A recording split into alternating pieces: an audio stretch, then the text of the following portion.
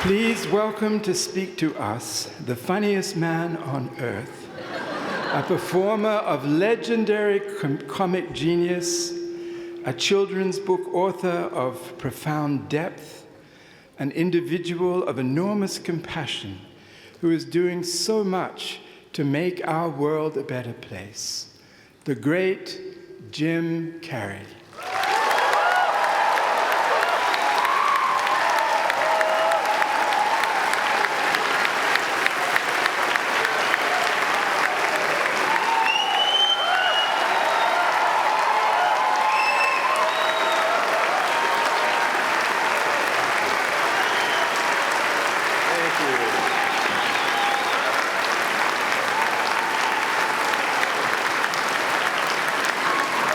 Sitting down for?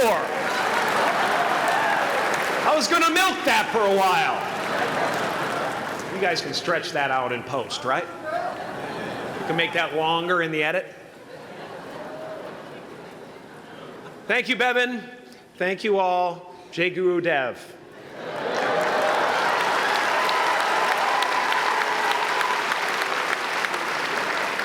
I brought one of my paintings to show you today. I hope you guys are going to be able to see it okay. It's not one of my bigger pieces, so you might want to move down front. Get a good look at it. Faculty, parents, friends, dignified guests, graduating class of 2014. And all the dead baseball players coming out of the corn to be with us today. After the harvest, there's no place for them to hide. Fields are empty. There's no cover there. I'm here to plant a seed today, a seed that will inspire you to move forward in life with enthusiastic hearts and a clear sense of wholeness. The question is, will that seed have a chance to take root? Or will I be sued by Monsanto and forced to use their seed?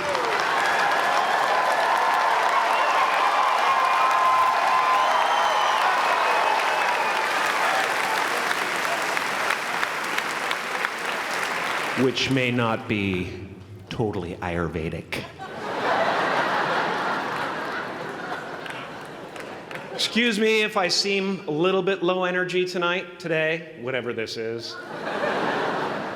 I slept with my head to the north last night. Oh man! Oh man! You know how that is, right, kids? Yeah. Woke up right in the middle of Pitta, couldn't get back to sleep till Vata rolled around. Crazy.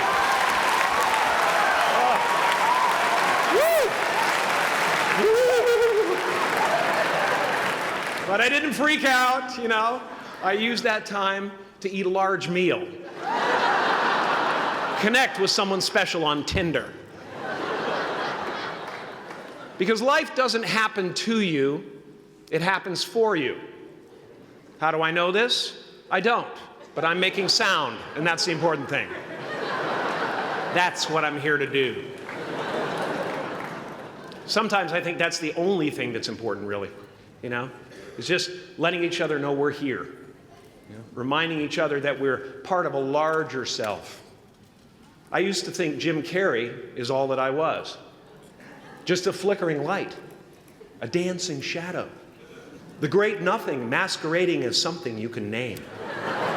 Seeking shelter in caves and foxholes dug out hastily, an archer searching for his target in the mirror, wounded only by my own arrows, begging to be enslaved, pleading for my chains, blinded by longing and tripping over paradise.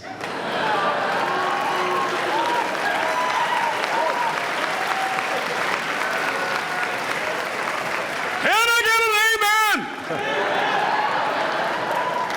amen? You didn't think I could be serious, did you? I don't think you understand who you're dealing with. I have no limits.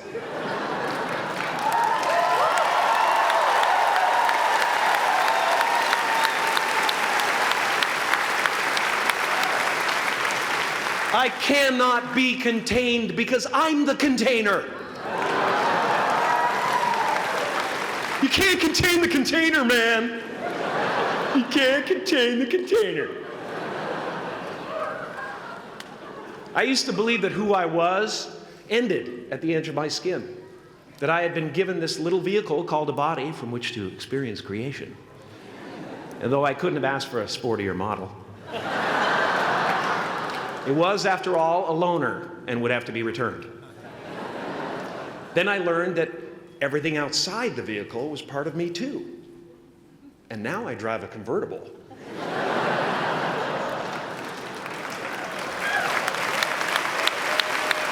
Yeah, man. Top down, wind in my hair. Woo! I am elated and truly, truly, truly excited to be present and fully connected to you at this important moment in your journey. I hope you're ready to open the roof and take it all in. Okay, 4 more years then. They're obviously not ready. Just need some more cooking. Now, I want to thank the trustees, the administrators, the faculty of MUM for creating an institution worthy of Maharishi's ideals of education, a place that teaches knowledge and experience, the knowledge and experience necessary to be productive in life, as well as enabling the students through transcendental meditation and ancient Vedic knowledge to slack off twice a day for an hour and a half.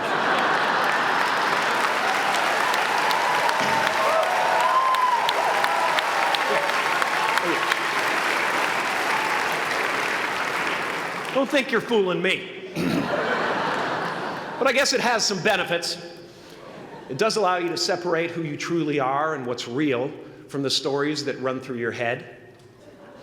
You have given them the ability to walk behind the mind's elaborate set decoration and to see that there's a huge difference between a dog that is going to eat you in your mind and an actual dog that is going to eat you.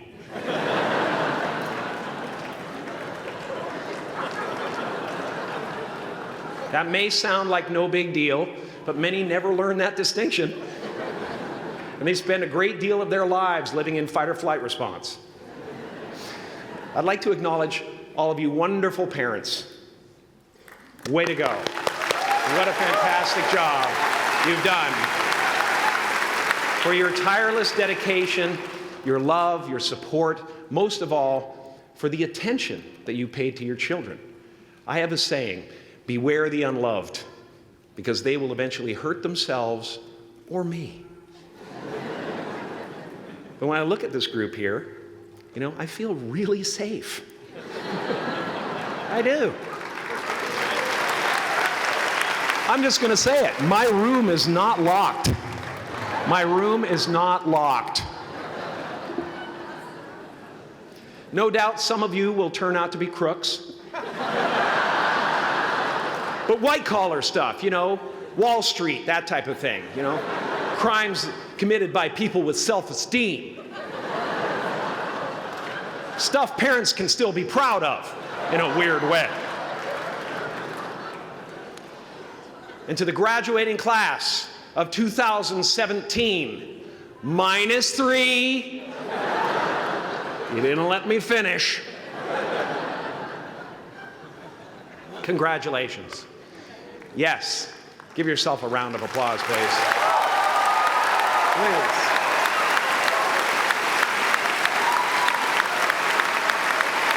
Yeah.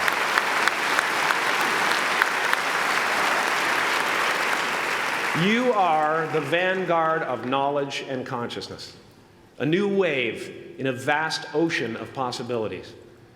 On the other side of that door, there's a world starving for new ideas, new leadership. I've been out there for 30 years. She's a wildcat.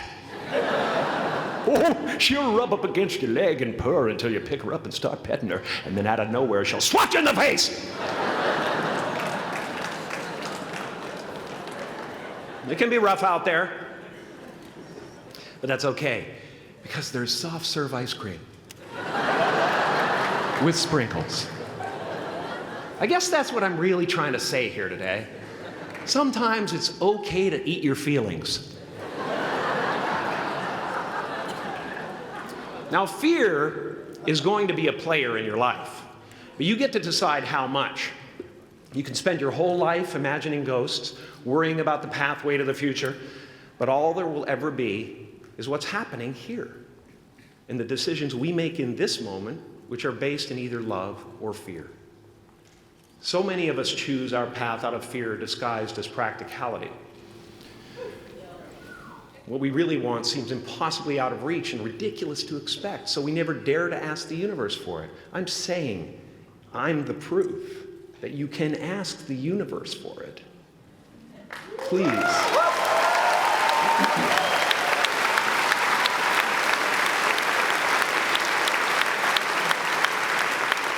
And if it doesn't happen for you right away, it's only because the universe is so busy fulfilling my order.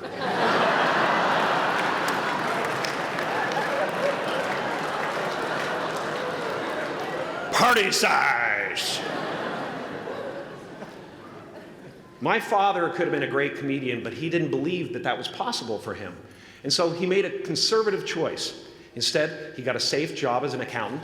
And when I was 12 years old, he was let go from that safe job. And our family had to do whatever we could to survive. I learned many great lessons from my father, not the least of which was that you can fail at what you don't want. So you might as well take a chance on doing what you love.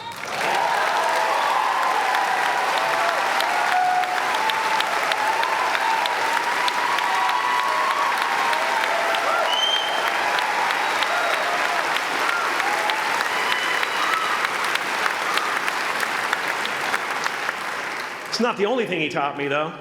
You know, I watched the effect of my father's love and humor and how it altered the world around me. And I thought, that's something to do. That's something worth my time.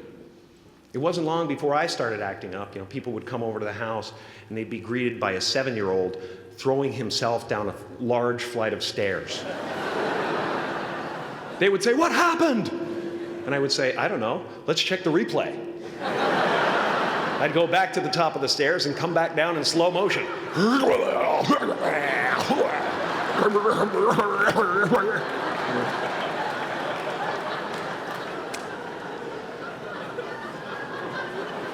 It was a very strange household. My father used to brag that I wasn't a ham, I was the whole pig. And he treated my talent as if it was his second chance. When I was about 28, after a decade as a professional comedian, I realized one night in LA that the purpose of my life had always been to free people from concern, just like my dad. And when I realized this, I dubbed my new devotion the Church of Freedom from Concern. The Church of FFC.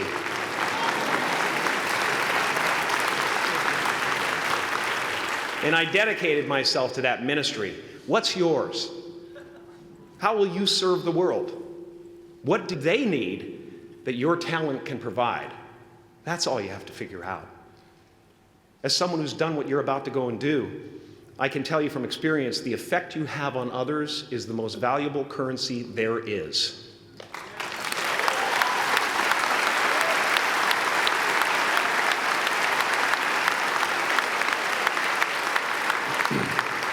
Because everything you gain in life will rot and fall apart, and all that will be left of you is what was in your heart. My choosing to free people from concern got me to the top of a mountain. Look where I am. Look what I get to do. Everywhere I go. I'm going to get emotional because when I tap into this, it really is extraordinary to me. I did something that made people present their best selves to me wherever I go.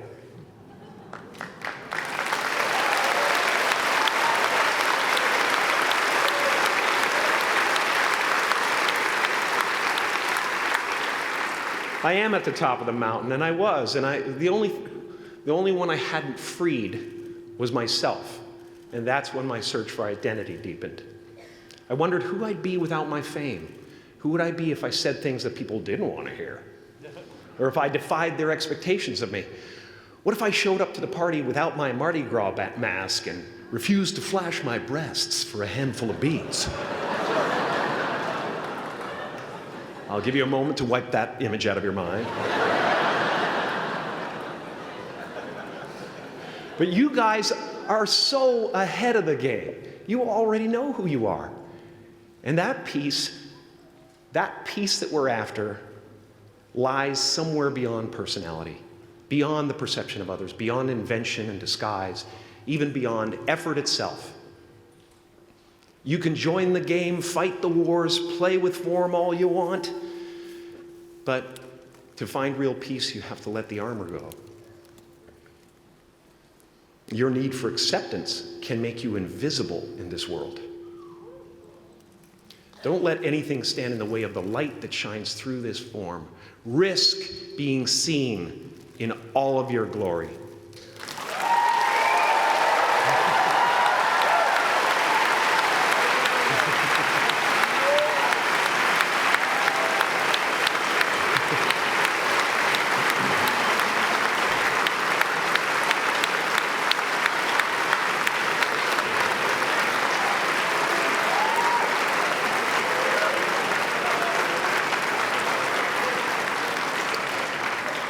It's not big enough. This painting is big for a reason. It's called High Visibility.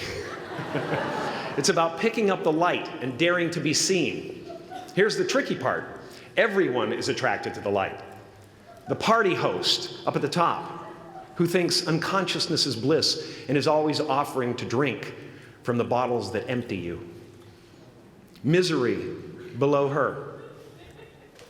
Despises the light, can't stand when you're doing well, wishes you nothing but the worst. The Queen of Diamonds, under him, needs a king to build her house of cards. And the hollow one down bottom there will cling to your leg and say, please don't leave me behind, for I have abandoned myself. Even those who are closest to you and most in love with you, the people you love most in the world, will find clarity confronting at times. This painting took me thousands of hours to complete. And when I was finished, thank you, thousands of hours, yes. I'll never get them back. I'll never get them back. I worked on this for so long. I was weeks and weeks like a madman alone on a scaffolding. And when I was finished, one of my friends said, this would be a cool blacklight painting. So I started over.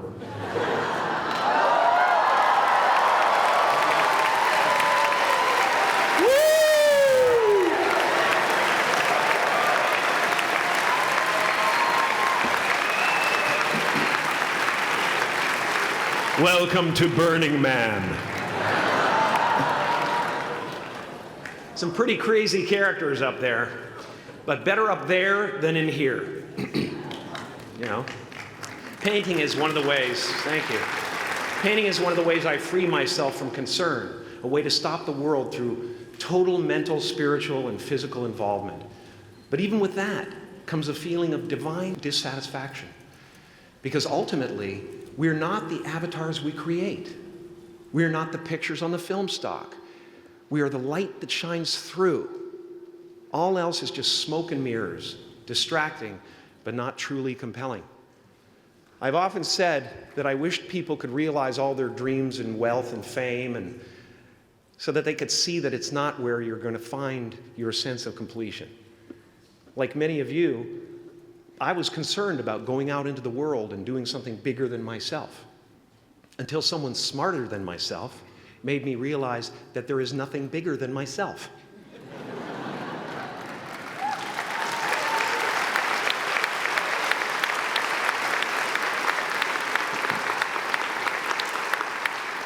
My soul is not contained within the limits of my body. My body is contained within the limitlessness of my soul. One unified field.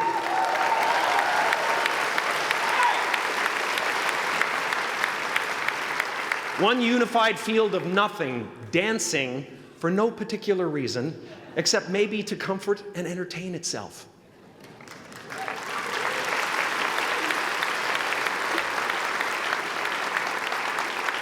As that shift happens in you, you won't be feeling the world, you'll be felt by it. You'll be embraced by it. Now I'm always at the beginning. I have a reset button, and I ride that button constantly. Once that button is functioning in your life, there's no story that the mind could create that will be as compelling. The imagination is always manufacturing scenarios, both good and bad, and the ego tries to keep you trapped in the multiplex of the mind.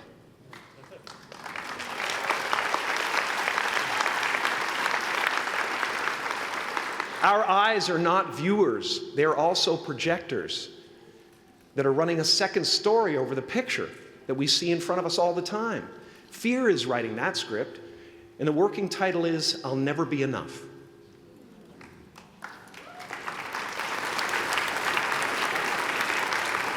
Now you're going to look at a person like me and say, how could we ever hope to reach those kind of heights, Jim? How can we make a painting that's too big for our home? How do you fly so high without a special breathing apparatus? This is the voice of the ego.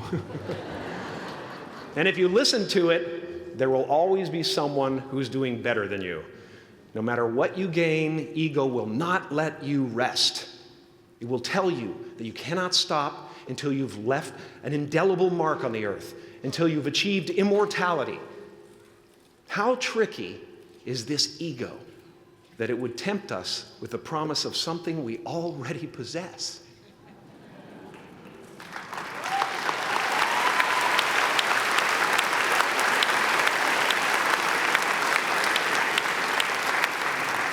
So, I just want you to relax. You know, that's my job. Relax and dream up a good life. I had a substitute teacher from Ireland in the second grade that told my class during morning prayer that when she wants something, anything at all, she prays for it and promises something in return, and she always gets what she wants. Well, I'm sitting at the back of the classroom, you know, thinking, wow, my family can't afford a bike, you know. So I went home and I prayed for one. And I promised I would recite the rosary every night in exchange. Broke that promise. But 2 weeks later, I got home from school to find a brand new Mustang bike with a banana seat and Easy Rider handlebars. Yeah. From fool to cool. My family informed me that I had won the bike in a raffle that a friend of mine had entered my name in without my knowledge whatsoever. So that type of thing has been happening to me ever since. And as far as I can tell, it's just about letting the universe know what you want and working toward it while letting go of how it comes to pass.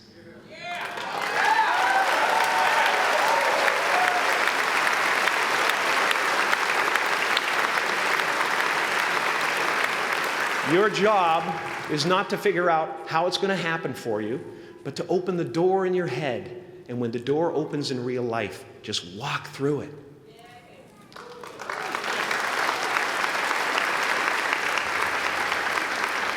And don't worry if you miss your cue, because there's always doors opening. They keep opening. And when I say life doesn't happen to you, it happens for you, I really don't know if that's true. I'm just making a conscious choice to perceive challenges as something beneficial so that I can deal with them in the most productive way. You'll come up with your own style. That's part of the fun. Oh, and why not take a chance on faith as well?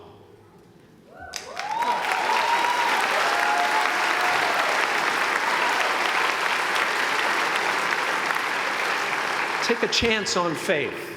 Not religion, but faith. Not hope, but faith. I don't believe in hope. Hope is a beggar. Hope walks through the fire, and faith leaps over it.